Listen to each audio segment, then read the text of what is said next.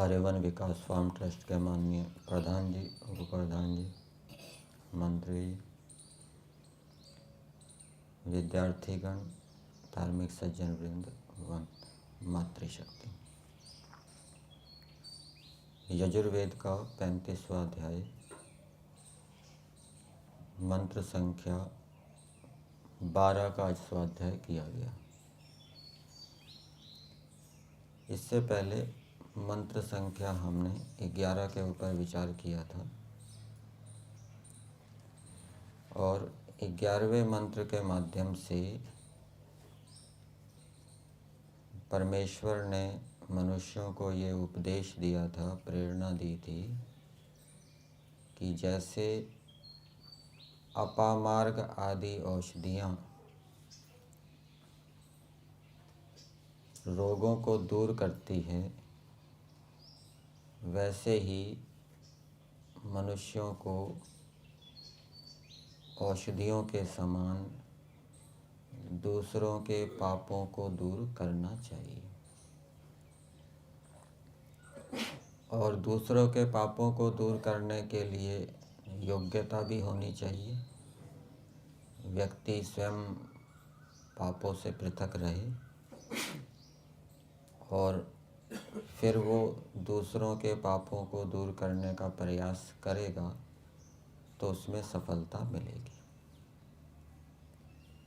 और ये भी संदेश है मंत्र के अंदर कि जो सामान्य पापी व्यक्ति हैं, जो अधर्म आचरण करते हैं, क्लेशों से युक्त रहते हैं, वो अपने पापों से, क्लेशों से छुटकारा पाने के लिए जो धार्मिक सज्जन व्यक्ति हैं उनके पास जाएं, उनसे कोई उपाय विधि जानें। और जो धार्मिक सज्जन व्यक्ति हैं उनके लिए भी संदेश है मंत्र के लिए, मंत्र के अंदर कि धार्मिक सज्जन व्यक्तियों का भी कर्तव्य है कि वो पापी अधार्मिक व्यक्तियों के पापों को दूर करें। और मंत्र में ये भी बताया गया है कि मनुष्यों को अपने अंतःकरण को पवित्र रखना चाहिए, अंतःकरण की जो मलिनता है उसको दूर करना चाहिए। अंतःकरण की मलिनता क्लेशों के रूप में होती है, काम, क्रोध, लोभ, मोह, भय, शोक आदि। यदि ये चित्त के अंदर रहते हैं तो ये समझना चाहिए अंतःकरण मलिन है। तो मनुष्य अपने अंतःकरण को पवित्र रखें। ईश्वर ने अंतःकरण दिया है, ईश्वर चाहता है कि मेरे द्वारा दिया गया जो अंतःकरण है वो शुद्ध हो, पवित्र हो। इसलिए उनको अंतःकरण की मलिनता को दूर करने के लिए धार्मिकों के पास जाना चाहिए। इंद्रियों की चंचलता से बचना चाहिए।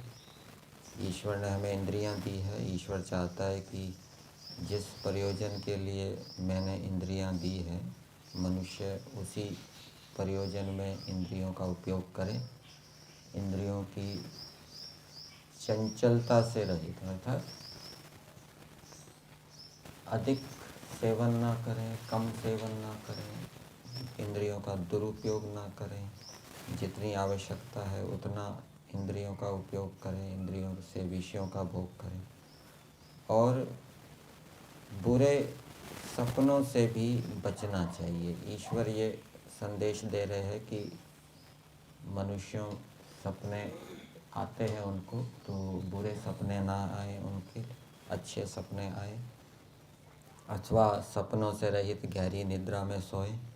इसके लिए आवश्यक है कि वो धार्मिकों के पास, सज्जनों के पास जाएं उन उपायों को जानने के लिए। यदि सपने से युक्त निद्रा होगी तो निद्रा से तृप्ति नहीं होगी। बिना सपने के नींद सोएंगे तो थोड़ी सी नींद में हमारी तृप्ति हो जाएगी। और गलत सपने हमारी हानि भी करते हैं, उनके संस्कार भी पड़ते हैं।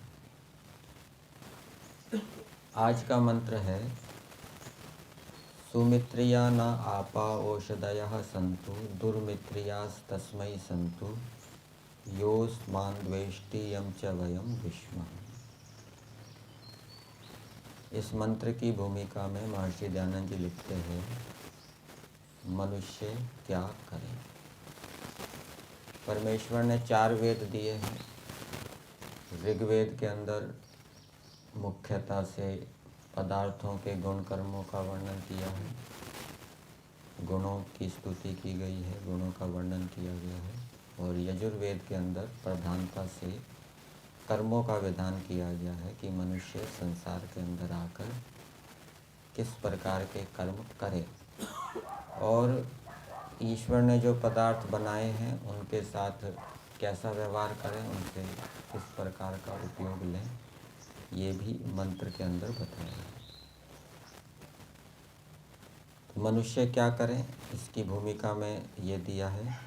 तो इसका उत्तर दिया है, भावार्थ में हमें इसका उत्तर मिलेगा, मनुष्यों को क्या करना चाहिए। और जो भावार्थ है वो मंत्र का संदेश ही है।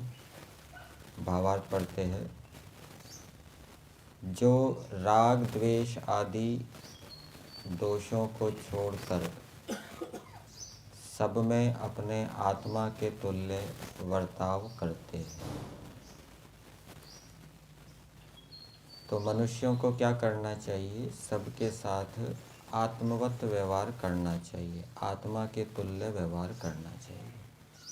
आत्मा के तुल्य व्यवहार क्या होता है,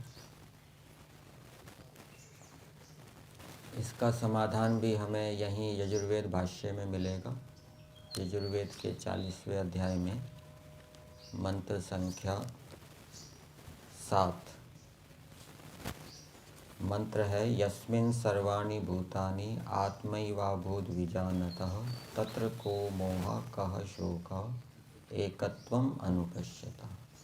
तो इसके भावार्थ में महर्षि दयानंद जी लिखते हैं, जो विद्वान सन्यासी लोग परमात्मा के सहचारी प्राणी मात्र को अपने आत्मा के तुल्य जानते हैं।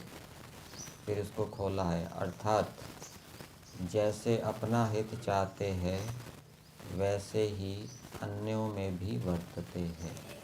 तो आत्मा के तुल्य व्यवहार का मतलब क्या हो गया कि जैसा हम अपना हित चाहते हैं, जैसा हम अपना सुख चाहते हैं, जैसे हम अपनी उन्नति चाहते हैं, वैसे ही दूसरों का सुख और उन्नति चाहना। ये इसी भाष्य में प्रमाण है, इसमें दिया है।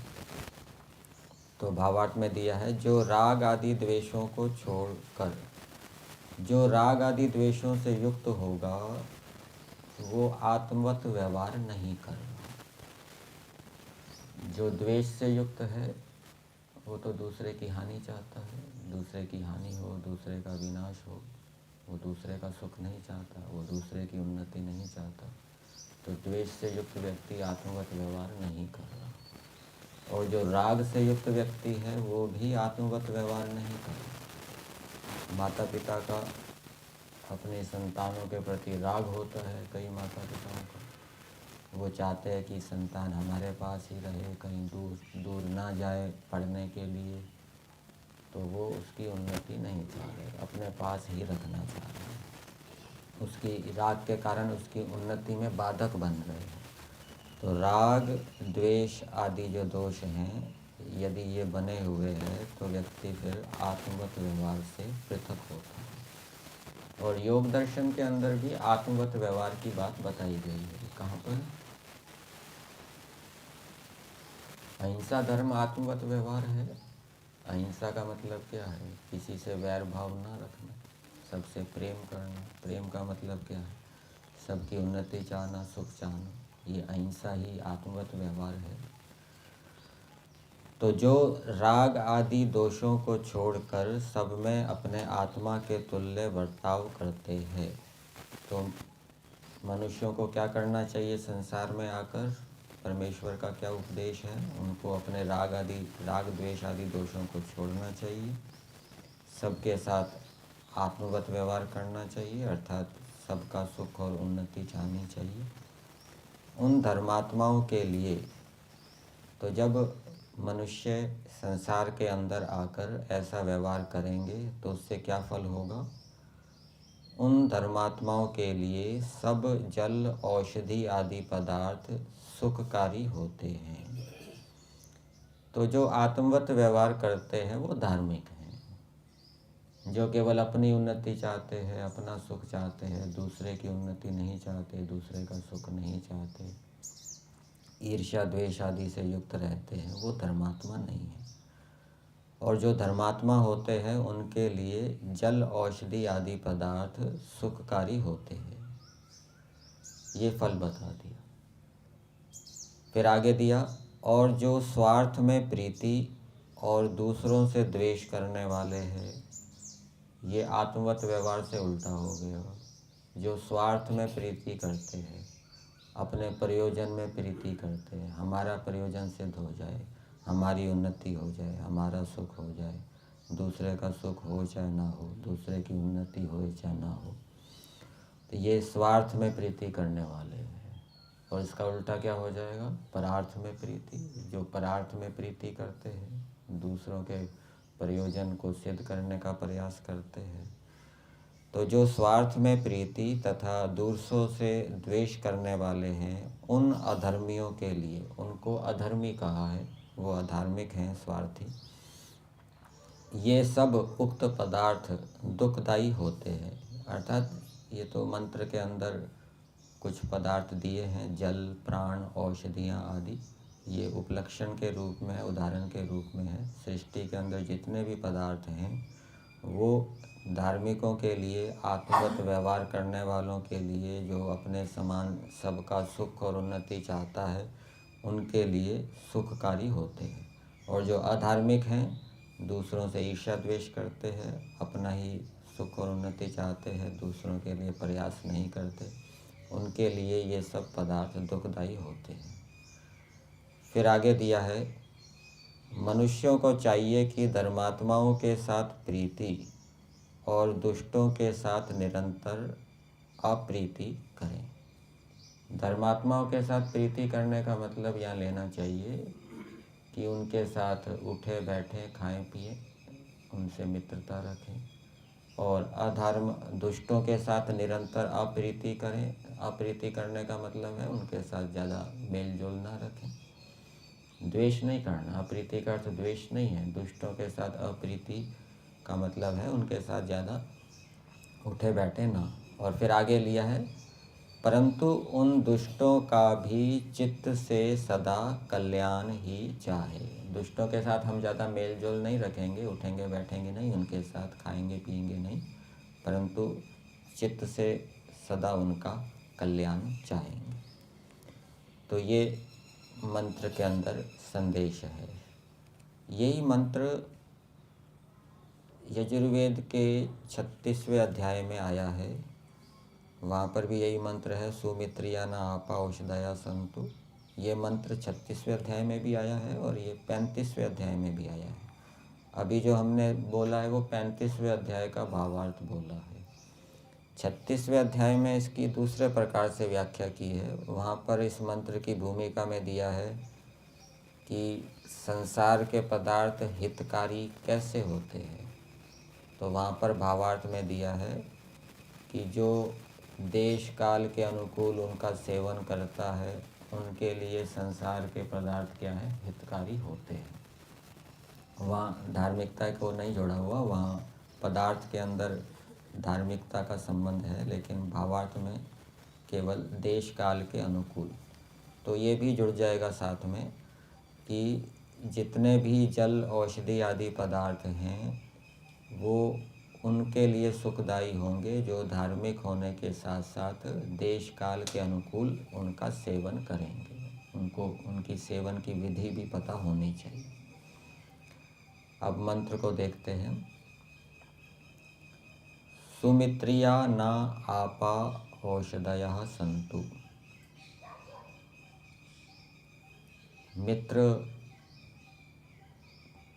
चेतन भी होते हैं, जड़ भी होते हैं। मनुष्यों को भी मित्र कहा जाता है और जड़ पदार्थ भी मित्र होते हैं। जड़ पदार्थ शत्रु भी होते हैं और चेतन भी मित्र भी होते हैं, शत्रु भी होते हैं।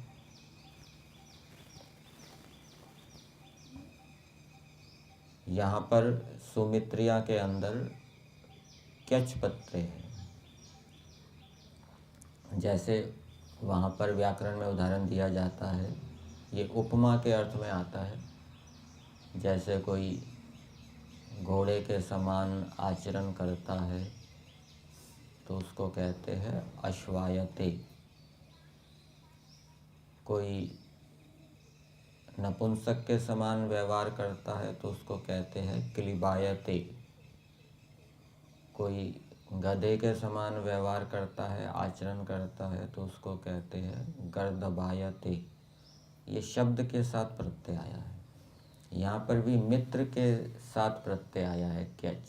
मित्रायते मतलब मित्र के समान व्यवहार करता है, वह मित्र के समान व्यवहार करता है, सह मित्रायते। और यहाँ दिया है सुमित्रिया, ये औषधियों और जलों का विशेषण है।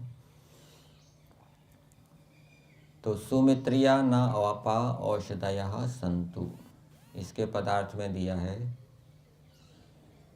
हे मनुष्यों, जो आपः प्राण व जल तथा औषधियाँ, सोम आदि औषधियाँ नह हमारे लिए सुंदर मित्रों के तुल्य हितकारिणी हो गई। हमारे लिए कौन? हम धार्मिकों के लिए। हम धार्मिकों के लिए ये जो प्राण और जल आदि औषधियाँ हैं, ये सुंदर मित्रों के समान हितकारिणी हो गए। यहाँ वैसे पदार्थ में मनुष्यों को संबोधित किया गया है, यहाँ ईश्वर से भी प्रार्थना हो सकती है। यद्यपि मंत्र के अंदर कोई संबोधन वाचक शब्द नहीं है, तो ये प्रार्थना ईश्वर से भी हो जाएगी। ईश्वर से प्रार्थना की जा रही है कि हे परमेश्वर, आपकी कृपा से प्राण, जल और सोम आदि जो औषधियाँ हैं वो सुंदर मित्रों के समान हमारे लिए हितकारी हो गए। ये ईश्वर से प्रार्थना है। तो प्रार्थना तो की है परमेश्वर से, लेकिन प्रार्थना करने के साथ साथ पुरुषार्थ भी करना पड़ेगा प्रार्थी को। क्या पुरुषार्थ करना पड़ेगा? वो धार्मिक बने और औषधियों के विषय में, जलों के विषय में उनका उपयोग देश काल के अनुसार किस प्रकार से करना है उसकी जानकारी भी प्राप्त करे। तो इस प्रकार से करेगा तो वो जो औषधियाँ हैं वो मित्रों के तुल्य हितकारी होंगी। प्राण भी मित्रों के समान हितकारी होंगे। प्राण हमारी हानि करने वाले भी हो सकते हैं, और कभी कभी ऐसा भी हो सकता है प्राणों के कारण मृत्यु भी हो सकती है। मर्म छेदन हो गया, प्राणों ने, हमारे शरीर के अंदर अनेक मर्म स्थान हैं और प्राणों ने उन मर्मों का छेदन कर दिया तो मृत्यु भी हो सकती है।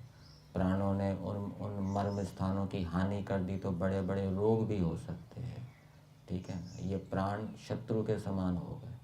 और जब हम धर्म का आचरण करेंगे, वेद के अनुकूल चलेंगे, तो प्राण हमारे शरीर में अनुकूल रहेंगे, उनसे किसी प्रकार की कोई हानि नहीं होगी। अपितु शरीर के जितने भी मर्म स्थान हैं अथवा दूसरे अवयव हैं उनकी वृद्धि होगी, विकास होगा, उनके रोग दूर होंगे। प्राण रोगों को देने वाले भी हैं, रोगों को दूर करने वाले भी। किनके लिए? जो धार्मिक हैं उनके लिए रोगों को दूर करते हैं, अंगों का विकास करते हैं। जो अधार्मिक हैं उनको प्राण जो है शरीर के अंदर रोग उत्पन्न करते हैं और मृत्यु तक दे देते हैं। इसी प्रकार से जल है, जल भी हमारे लिए लाभदायक भी हो सकता है और हानिकारक भी हो सकता है। जल अमृत के समान भी हो सकता है, जहर के समान भी हो सकता है। यदि भोजन के तुरंत बाद जल पी लेंगे तो वो जहर के समान हो जाएगा, और यदि भोजन के 1 घंटे के बाद पिएंगे, अपनी प्रकृति को ध्यान में रखते हुए उसका सेवन करेंगे, तो वो अमृत के समान होगा। तो मंत्र का संदेश ये है कि जितने भी पदार्थ हैं सृष्टि के अंदर, उनसे लाभ उठाओ, उनको मित्र बनाओ, वो मित्र के समान तुम्हारे हितकारी हों, इस प्रकार का व्यवहार करो। फिर आगे दिया है दुर्मित्रियास तस्मै संतु। जो हम धर्मात्माओं से द्वेष करता है और जिस दुष्टाचारी से हम लोग अप्रीति करें। यम च वयम द्विष्मः। यहाँ द्वेष करने का अर्थ वो नहीं है जो अविद्या से युक्त होता है।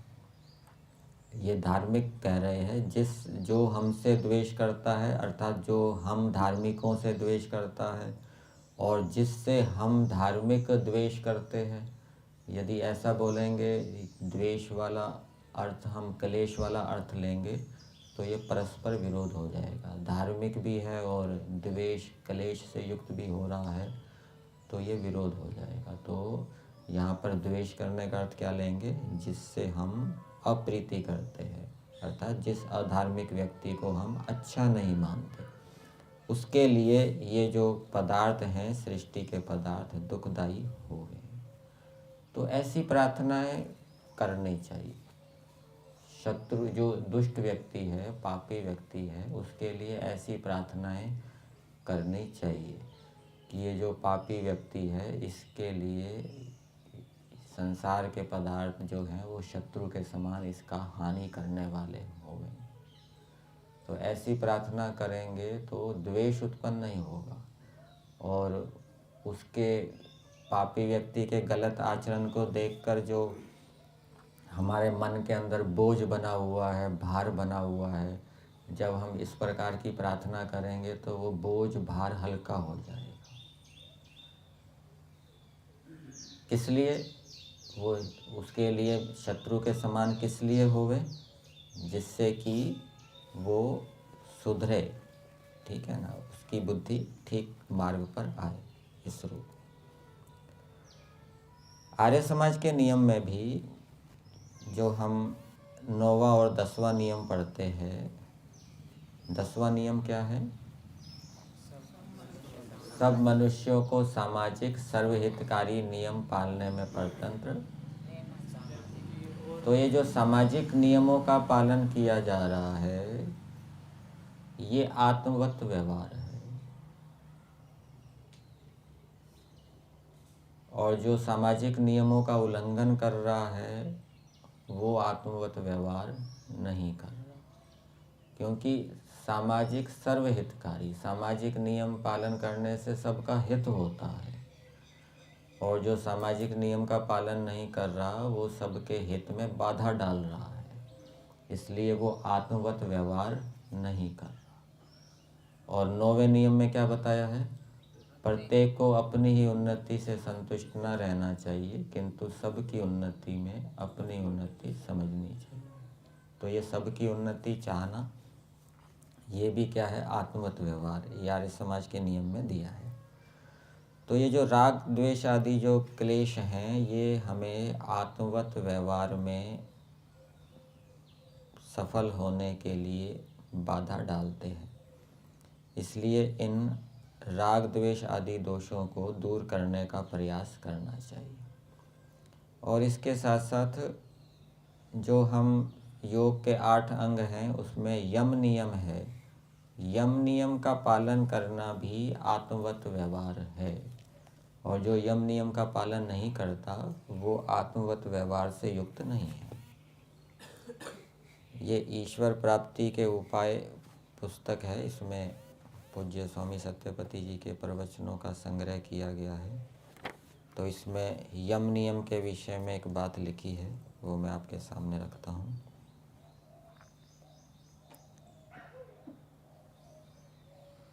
योगाभ्यास करने वालों को परिज्ञान रखना चाहिए कि यम नियम जो उपासना के 8 अंग हैं, इनके बारे में विचारें कि ईश्वर साक्षात्कार होने में भी इनकी आवश्यकता रहती है। कहीं ऐसा ना मान लें कि यम नियम की क्या बात है, क्या ध्यान देना है, इनका पालन कर ही रहे हैं। यदि ऐसी मान्यता बना ली तो आगे बढ़ने में कठिनाई होगी। प्राय व्यक्ति यम नियम की ओर ध्यान देता नहीं इतना, वो कुछ ध्यान चिंतन आदि में अधिक लग जाता है, पढ़ने में अधिक लग जाता है।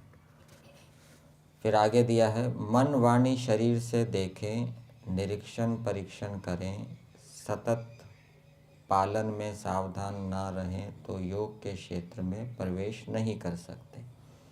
उपासना काल में और व्यवहार काल में ये प्रयोग में आते रहते हैं। कौन? यम नियम। दर्शनकार ने कहा है कि 8 अंगों का पालन करने से अशुद्धि का नाश होने पर विवेक की प्राप्ति, विवेक वैराग्य तक होती जाती है। यदि सोच विचार करें कि समाधि प्राप्त क्यों नहीं हो रही, तो पता चलेगा कि अष्टांग योग का ठीक ठीक पालन नहीं हो रहा। तो यम नियम आदि का जो व्यक्ति ठीक प्रकार से पालन कर रहा है वो आत्मवत व्यवहार कर रहा है और वो विवेक वैराग्य से युक्त होगा, समाधि को प्राप्त करेगा। और जो यम नियम से विरुद्ध चल रहा है अर्थात राग द्वेष आदि क्लेशों से युक्त है, वो फिर विवेक वैराग्य को प्राप्त नहीं हो सकता। तो इस मंत्र के अंदर एक तो ये बात बताई गई है कि मनुष्यों को धार्मिक बनना चाहिए, आत्मवत व्यवहार करना चाहिए, और आत्मवत व्यवहार करने से क्या लाभ होता है ये भी बताया। क्या बताया? आत्मवत व्यवहार करने से, धार्मिक बनने से क्या लाभ होता है? मंत्र में क्या बताया? सृष्टि के जितने भी पदार्थ हैं उसके लिए हितकारी होते हैं, सुखकारी होते हैं। और ये जो 40वें अध्याय का 7वां मंत्र है, यस्मिन सर्वाणि भूतानि आत्मैवा भूत विजानता, यहाँ पर भी आत्मवत व्यवहार का फल बताया है। आत्मवत व्यवहार करने से क्या फल मिलता है? तो इस मंत्र में बताया कि जो आत्मवत व्यवहार करता है अर्थात जो धार्मिक है उसका फल बता रहे हैं। तत्र को मोहा कह शोका, उसको कोई मोह शोक नहीं होता। यहाँ भावार्थ में दिया है, उनको मोह शोक और लोभ आदि कदाचित प्राप्त नहीं होते। ठीक है ना? कौन? किनको? जो आत्मवत व्यवहार करते हैं, जो धार्मिक हैं, जो राग द्वेष आदि से रहित हैं, जो यम नियम आदि का ठीक प्रकार से पालन करते हैं, जो सामाजिक नियमों का ठीक प्रकार से पालन करते हैं, उनका ज्ञान का स्तर अधिक होता है, इसलिए वो मोह से युक्त नहीं होते। धन संपत्ति में मोह नहीं करते, अपने संबंधियों में, मित्रों में मोह नहीं करते। और जो यम नियम का ठीक प्रकार से पालन नहीं करते वो फिर मोहग्रस्त हो जाते हैं और शोक से भी युक्त होते हैं।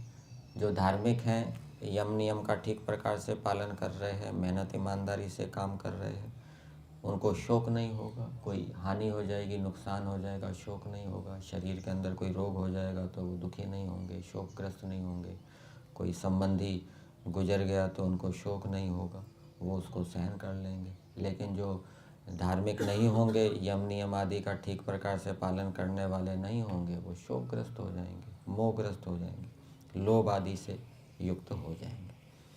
तो इन क्लेशों को दूर करने के लिए, धार्मिक बनने के लिए हमें ईश्वर से प्रार्थना करनी चाहिए। ये संसार एक युद्ध है, संसार में हमारा निरंतर युद्ध चलता रहता है। धर्म अधर्म का निरंतर युद्ध चलता रहता है, अच्छे बुरे विचारों का निरंतर युद्ध चलता रहता है, क्लेशों के साथ निरंतर युद्ध चलता रहता है। सवेरे उठते ही पता नहीं कैसे कैसे विचार आते हैं और कैसे कैसे क्लेशों को उत्पन्न करते जाते हैं। तो ये संसार क्या है? एक युद्ध है। एक वेद के मंत्र में बताया है, योगे योगे तवस्तरम वाजे वाजे हवा महे सखाय इंद्र मोदये। वाजे वाजे अर्थात युद्ध में, प्रत्येक युद्ध में, प्रत्येक संघर्ष में, ये जीवन में जो हर समय संघर्ष चलता रहता है, क्लेश उभरने के लिए आतुर रहते हैं, उनका आक्रमण होता रहता है, तो उस संघर्ष में जीतने के लिए हमें क्या है? ईश्वर को बुलाना चाहिए, ईश्वर का आह्वान करना चाहिए। इस मंत्र का अर्थ दिया गया है, इस मंत्र द्वारा हम योगाभ्यासी साथी इकट्ठे ईश्वर से सहायता मांगते हैं कि हे प्रभु, योग की विभिन्न अवस्थाओं में हमारे मन में स्थित काम, क्रोध, लोभ, मोह आदि असुरों का युद्ध चलता रहता है। और ये काम, क्रोध, लोभ, मोह आदि रहेंगे तो हम फिर ईश्वर के अनुकूल नहीं चल पाएंगे। ये असुर हैं, इनका युद्ध चलता रहता है, इनका आक्रमण होता रहता है। इनसे रक्षा के लिए आप हमारी सहायता करें। तो ऐसी प्रार्थना करनी चाहिए ईश्वर से कि हे परमेश्वर, ये शत्रु हैं, इनका आक्रमण हमारे ऊपर होता रहता है, हम इनके आक्रमण में जीतें, इनसे होने वाले युद्ध में जीतें, इसके लिए आप हमारी सहायता करें। यदि समर्पण पूर्वक हम ईश्वर से ये प्रार्थना करेंगे, यम नियमों का पालन होगा, तो ईश्वर अवश्य सहायता देकर इन शत्रुओं से हमें जिताएगा। तो भक्ति ऐसी होनी चाहिए कि उपासना में ईश्वर के बिना और कुछ भी अच्छा नहीं लगना, ईश्वर के आदेशों का पालन, निष्काम भाव से अन्यों की सेवा आदि से ईश्वर अनुकूल हो जाता है।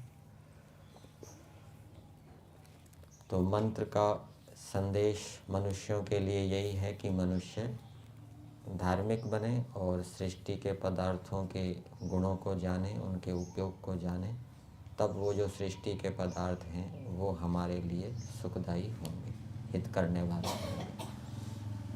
और योस्मान द्वेष्टि यम च वयम द्विष्मः, यहाँ पर भी द्वेष करने का निषेध किया गया है कि जो द्वेष करने वाला होता है उसके लिए सृष्टि के पदार्थ हानिकारक होते हैं। तो इस प्रकार से ईश्वर मनुष्यों को ये आदेश दे रहे हैं कि यदि तुम द्वेष करोगे तो सृष्टि के पदार्थ तुम्हारे लिए हानिकारक होंगे, अर्थात तुम्हें द्वेष नहीं करना चाहिए। यहीं तक।